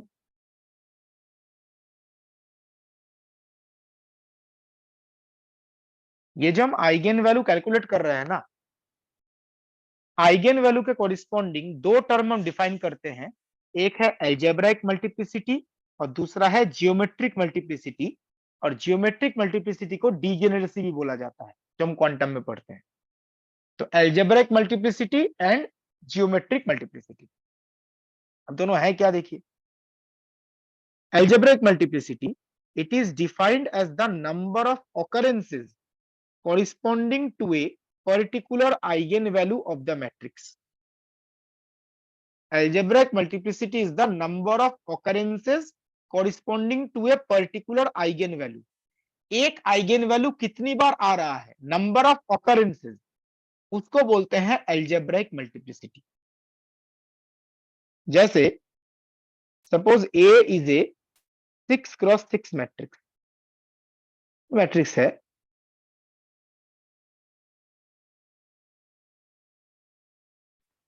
जिसके आइगन वैल्यूज आपने कैलकुलेट किए, ये आ गया -2 -2 3 3 3 0। 6 क्रॉस 6 मैट्रिक्स है तो 6 आइगन वैल्यूज होंगे, ये आ गया। अब आप यहां पे देखिए, अगर आपको पूछा जाए what is the algebraic multiplicity of sorry -2 what is the algebraic multiplicity of lambda equal to -2,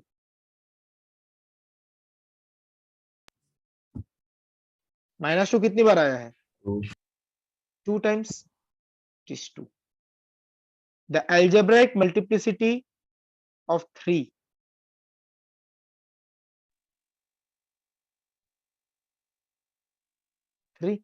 तीन बार आया है ना, लैम्डा इक्वल टू 3 बार आया है, तो इसका एल्जेब्राइक मल्टीप्लिसिटी होगा 3। और लैम्डा इक्वल टू 0 एक बार आया है, इसका एल्जेब्राइक मल्टीप्लिसिटी कितना होगा, 1।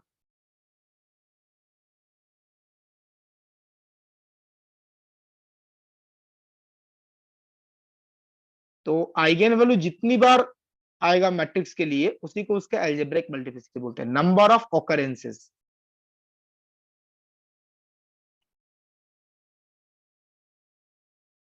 क्लियर है पॉइंट?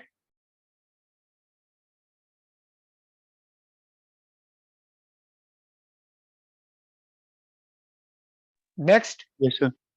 जियोमेट्रिक मल्टीप्लिसिटी और डीजेनरेसी, जिसको क्वांटम में बोला जाता है।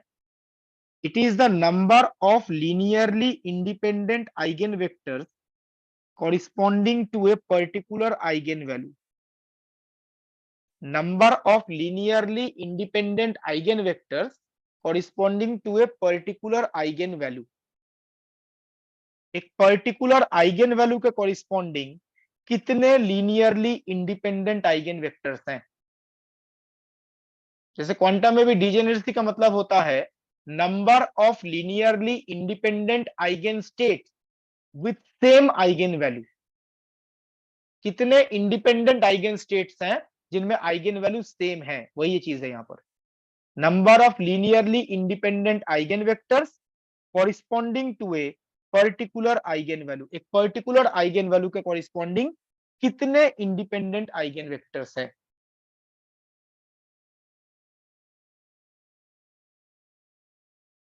इसी को बोला जाता है जियोमेट्रिक मल्टीप्लिसिटी और डीजेनरेसी।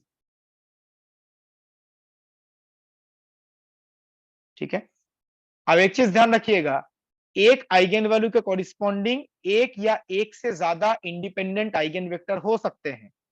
ऐसा नहीं है जो एक आइगन वैल्यू है तो एक ही आइगन वेक्टर आएगा।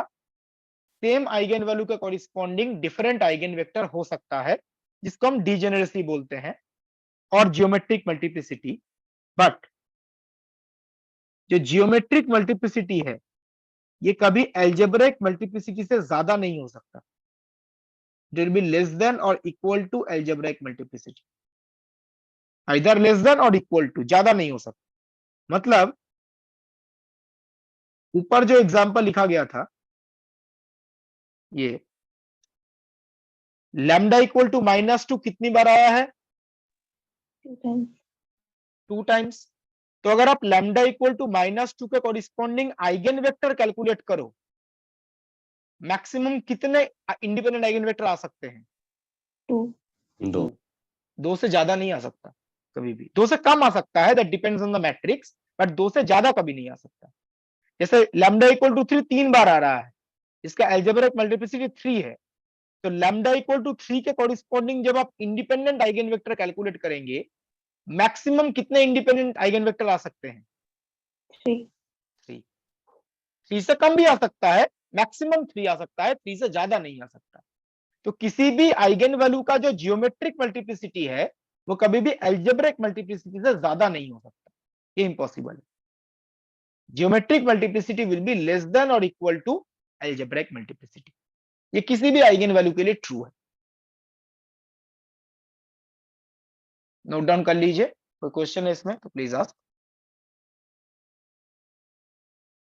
मतलब सर ये कह रहा है कि एक पार्टिकुलर स्टेट का 2 आइगन वैल्यू नहीं हो सकता है, मोर देन 1 नहीं हो सकता, सिंगल ही होगा, एक लीनियरली इंडिपेंडेंट, अगर हम क्वांटम से अगर रिलेट करके इसको देखें तो। बिल्कुल।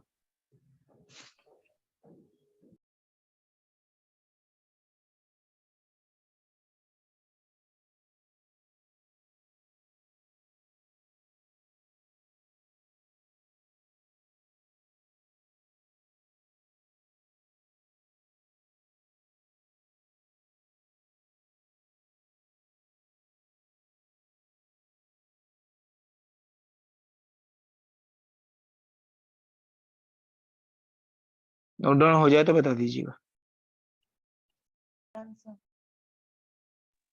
हो गया सर। तो जो हमने algebraic and geometric multiplicity discuss किया, आइगन वैल्यू के दो टाइप के होते हैं, डीजेनरेट, नॉन डीजेनरेट। तो डीजेनरेट और नॉन डीजेनरेट के कॉरिस्पॉन्डिंग अलजेब्रिक मल्टीप्लिसिटी और जियोमेट्रिक मल्टीप्लिसिटी क्या होगा? नॉन डीजेनरेट का मतलब है जो आइगन वैल्यू रिपीट नहीं करता, eigenvalue which occurs only once, no repetition, एक ही बार आएगा। और डीजेनरेट का मतलब है जो आइगन वैल्यू रिपीट करता है, eigen value which occurs more then one, जो एक से ज्यादा बार आएगा उसको हम बोलते हैं डीजेनरेट आइगन वैल्यू। तो डीजेनरेट का मतलब जो रिपीट करता है, नॉन डीजेनरेट का मतलब जो रिपीट नहीं करता। सेम हम क्वांटम में भी यही देखते हैं, नॉन डीजेनरेट, डीजेनरेट। जो एक बार आया नॉन डीजेनरेट, एक से ज्यादा बार आएगा तो डीजेनरेट। नाउ कितने इंडिपेंडेंट आइगन वेक्टर्स होंगे, ये इंपॉर्टेंट है। There will be one linearly independent eigenvectors corresponding to one non-degenerate eigenvalue। एक नॉन डिजेनरेट आइगन वैल्यू के कॉरिस्पॉन्डिंग एक ही इंडिपेंडेंट आइगन वेक्टर होगा, ये फिक्स्ड है। अगर आइगन वैल्यू नॉन डिजेनरेट है तो उसके कॉरिस्पॉन्डिंग एक इंडिपेंडेंट आइगन वेक्टर ही एग्जिस्ट करेगा, फिक्स्ड है ये। अभी कुछ देर पहले जो एग्जांपल डिस्कस किया था ये वाला, इसमें आप देखो lambda equal to 2, lambda equal to -3, दोनों नॉन डिजेनरेट है ना, एक ही बार आया है। तो लैम्डा इक्वल टू 2 के कॉरिस्पॉन्डिंग कितने इंडिपेंडेंट आइगन वेक्टर्स हैं? 1। 1 और लैम्डा इक्वल टू -3 के कॉरिस्पॉन्डिंग कितने इंडिपेंडेंट आइगन वेक्टर्स हैं? 1 1। आइगन वैल्यू अगर नॉन डिजेनरेट है तो एक ही इंडिपेंडेंट आइगन वेक्टर होता है, ये फिक्स्ड है। इसका मतलब जो नॉन डिजेनरेट आइगन वैल्यू है उसका अलजेब्रिक मल्टीप्लिसिटी, जियोमेट्रिक मल्टीप्लिसिटी दोनों ही 1 होगा। एक बार आ रहा है, ऑकर्स ओनली वंस, तो अलजेब्रिक मल्टीप्लिसिटी होगा 1। कितने इंडिपेंडेंट आइगन वेक्टर्स हैं? 1, तो जियोमेट्रिक मल्टीप्लिसिटी 1। लेकिन डीजेनरेट के लिए क्या होगा देखिए, देयर मे बी वन और more independent eigenvectors corresponding to a degenerate eigenvalue. एक डीजेनरेट आइगन वैल्यू के कॉरिस्पॉन्डिंग एक या एक से ज्यादा इंडिपेंडेंट आइगन वेक्टर हो सकते हैं। मतलब इन दिस केस जो जियोमेट्रिक मल्टीप्लिसिटी है it will be greater then और इक्वल टू 1, 1 और मोर बोला गया है। एक या एक से ज्यादा इंडिपेंडेंट आइगन वेक्टर मतलब geometric multiplicity will be greater than equal to 1। इस केस में क्या था 1, इसमें ग्रेटर देन इक्वल टू 1। तो for degenerate eigenvalues algebraic multiplicity कितना होगा greater than 1। Why? Because it occurs more than once, एक से ज्यादा बार आएगा ना, तो एल्जेब्रिक मल्टीप्लिसिटी ग्रेटर देन 1। और जियोमेट्रिक मल्टीप्लिसिटी का फॉर्मूला है n माइनस r। एक डीजेनरेट आइगन वैल्यू के कॉरिस्पॉन्डिंग कितने इंडिपेंडेंट आइगन वेक्टर्स होंगे वो आप इस फॉर्मूले से कैलकुलेट कर सकते हो। n माइनस r, इतने इंडिपेंडेंट आइगन वेक्टर्स होंगे। n और r क्या है? n is the order of the matrix this, r is the rank of the matrix this. Rank हमने कल कैलकुलेट किया था। ये कौन सा मैट्रिक्स है? Coefficient matrix. Coefficient matrix. तो कितने इंडिपेंडेंट आइगन वेक्टर्स होंगे वो कोएफिशिएंट मैट्रिक्स के ऑर्डर और रैंक पे डिपेंड करता है। जब हम आइगन वैल्यू कैलकुलेट कर रहे थे तब भी तो हम कोएफिशिएंट मैट्रिक्स का यूज कर रहे थे। तो ये coefficient matrix is very very important. आप आइगन वैल्यू कैलकुलेट करो या आइगन वेक्टर कैलकुलेट करो, ये कोएफिशिएंट मैट्रिक्स ये एक इंपॉर्टेंट रोल प्ले करता है। किसी डीजेनरेट आइगन वैल्यू के कॉरिस्पॉन्डिंग कितने इंडिपेंडेंट आइगन वेक्टर पॉसिबल है वो डिसाइड करने के लिए कोएफिशिएंट मैट्रिक्स का ऑर्डर और कोएफिशिएंट मैट्रिक्स का रैंक पता करना जरूरी है। रैंक कैसे कैलकुलेट करते हैं कल डिस्कस किया गया था, नोट डाउन कर लीजिए।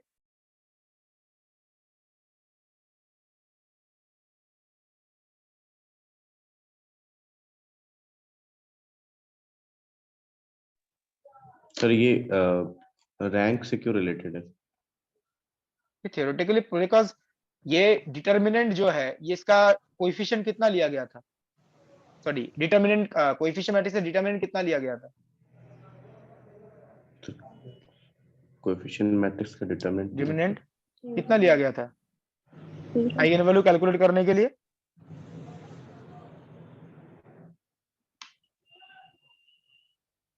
अभी तो यूज किया बहुत सारे क्वेश्चन जीरो करते हैं सर। अच्छा वो सर, हाँ उसको जीरो से इक्वेट करते हैं।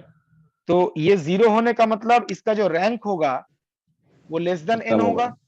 तो ये जो इक्वेशन लिखते हैं ये भी किससे कनेक्टेड है? रैंक से तो कनेक्टेड है। ये जो हम कैरेक्टरिस्टिक इक्वेशन लिखते हैं ये भी कहीं ना कहीं पे रैंक से कनेक्टेड है। इसलिए इंडिपेंडेंट आइगन वेक्टर का जो फॉर्मूला है उसमें भी रैंक का डिपेंडेंसी आ रहा है। अच्छा, मतलब सर अगर वो सिंगुलर होते जा रहा है तो उससे हम रैंक डाउन करते जा रहे हैं तो उससे कम होते जा रहा है बेसिकली।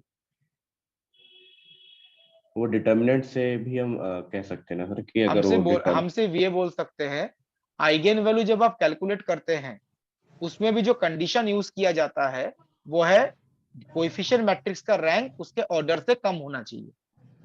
तो आइगन वैल्यू कैलकुलेशन भी किससे कनेक्टेड है? कोएफिशिएंट मैट्रिक्स के रैंक से कनेक्टेड है। तो सिमिलरली जब आप आइगन वेक्टर कैलकुलेट करेंगे कितने आइगन वेक्टर्स इंडिपेंडेंट होंगे वो भी रैंक से कनेक्टेड है। ऐसा सोच सकते हैं ये रैंक का डिपेंडेंसी क्यों आ रहा है? आइगन वैल्यू हो या आइगन वेक्टर हो दोनों में रैंक आएगा, कोएफिशिएंट मैट्रिक्स का रैंक।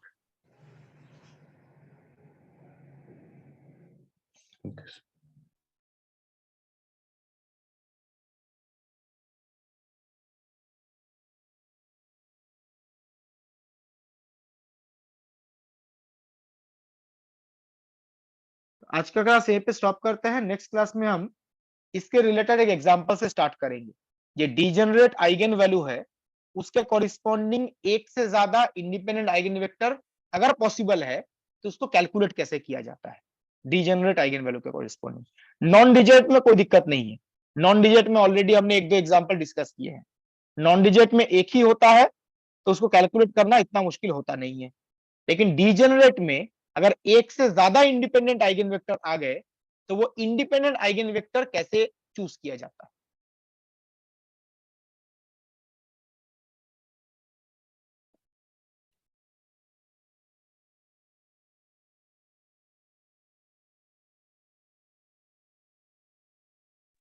सर क्वांटम वाले से कुछ डाउट था सर, स्फेरिकल हार्मोनिक्स से पूछे क्या उससे? बताइए। सर उसमें हम जब नोट्स कैलकुलेट करते हैं स्फेरिकल हार्मोनिक्स मतलब स्फेरिकल सिमेट्रिक पोटेंशियल में, तो सर रेडियल पार्ट्स का ही नोट करते हैं सर। वो एजिमुथल और जो स्पिन वाला होता है मतलब एल और एम, उससे रिलेटेड उसके नोट्स के बारे में हम लोग क्यों नहीं डिस्कस करते हैं? उसमें नोट्स कब आएगा बताइए, अम, चेक करके देखिए उसमें नोट आएंगे। नहीं सर, नोट्स तो नहीं आना चाहिए क्योंकि कॉस और वो नहीं आएगा सर, नोट नहीं आएगा। इसीलिए इसकी बात नहीं करते। मतलब सर मैथमेटिकली तो दिख रहा था कि इक्वेशन में cos p और sin p मतलब हाँ, तो एक्चुअली भी जब सिस्टम में एक्सपेरिमेंट किया जाए तब भी देखा जाता है, जो भी नोट्स है वो रेडियल नोट्स आते हैं। सर तो जैसे बोर्स का जो थ्योरी था वो उसने स्पिन वाला पार्ट कंसिडर नहीं किया था, मतलब एज उसमें एंगुलर मोमेंटम का कॉन्सेप्ट ही नहीं यूज करा था उसने। तो जब spin orbital sir angular momentum में तो किया था ना। स्पिन वाला नहीं किया था सर, तभी तो उसको मतलब वो जब हम उसको पाई 2 पाई से रोटेट करवाते थे, मतलब एक बुक में देख रहा था मैं सर, उसमें 2 पाई से रोटेट करवाते थे तो उसके अकॉर्डिंग दोनों में ही सेम आना चाहिए था, मतलब 2 पाई से करवाएंगे तो नो फेस चेंज होगा। लेकिन सर एक बार माइनस आता था, एक बार प्लस आता था, तो उसको एक्सप्लेन करने के लिए उसने फर्दर वो उसको स्पिन से इंट्रोड्यूस किया, मतलब आगे साइंटिस्ट नाम नहीं पता। तो सर उससे नोट्स का हम क्यों नहीं कर सकते, मतलब उसके बाद समझ नहीं आया सर कि उससे नोट्स को हम कैसे रिलेट करें। मैथमेटिकली तक ठीक है सर। आप स्पिन को क्यों ला रहे हो? हमने जो वर्क फंक्शन डिस्कस किया उसमें स्पिन कहाँ था? हमने जो लाया था वहां पे नोट्स, हमने तो स्पिन कंसिडर किया ही नहीं, हमने जो पढ़ा है अभी तक। स्पिन के साथ नोड का रिलेशन कहाँ से आ गया? हम तो यहाँ पे स्पेस पार्ट की डिस्कशन कर रहे हैं ना, स्पेस पार्ट का जो वेव फंक्शन है उसमें कितने नोड्स हैं, स्पिन पार्ट कहाँ से आ गए इसमें? सर मैं वो देख रहा था ना कि स्पिन वाला इंट्रोडक्शन उसमें आया कहाँ से, इसमें क्वांटम में, और कब से आया, तो सर हाँ, तो उसमें उसका लॉजिक अलग है। वो जो स्पॉट्स होता है स्टर्न गर्लिक एक्सपेरिमेंट उससे आता है। वो जब मैग्नेटिक फील्ड रखेंगे तब पता चलता है। तब वो स्प्लिट हो जाता था सर, माइनस और प्लस। तो उसके साथ ऐसे नोड्स का कोई रिलेशन नहीं, वो स्पिन पार्ट है। यहाँ पे जो नोड्स की बात कर रहे हैं वो स्पेस पार्ट में। अच्छा ओके।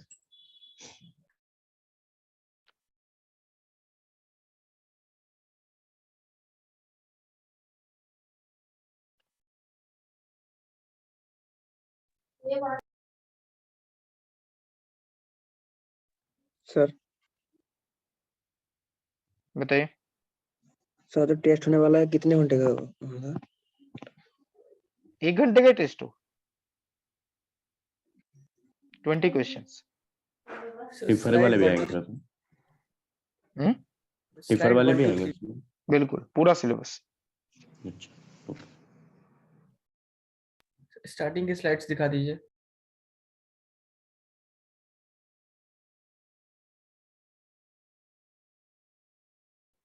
सर पर्टर्बेशन जस्ट में है ना हमारे? ओके। और सर एक ये स्पिन का मतलब सॉरी सर, स्पिन नहीं, मैट्रिसेस फॉर्म में कुछ ऐसा था सर, वो एक दो क्वेश्चन था सर उसमें असाइनमेंट में, जिसमें 1 2 करके ऐसे लिखा था कुछ। कौन से चैप्टर का था, कौन से एग्जाम का था? सर एग्जाम याद नहीं सर, जस्ट का था या टिफर का ही तो था, जस्ट के जैम का पहले तो नहीं। करेंगे। अच्छा वो वाला सर जो हम मतलब मैट्रिसेस को लिखते हैं ऑपरेटर फॉर्म में। तो फर्स्ट लाइन। जस्ट में के पहले पढ़ेंगे।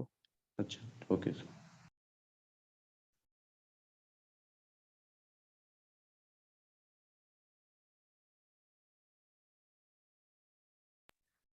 Thank you sir.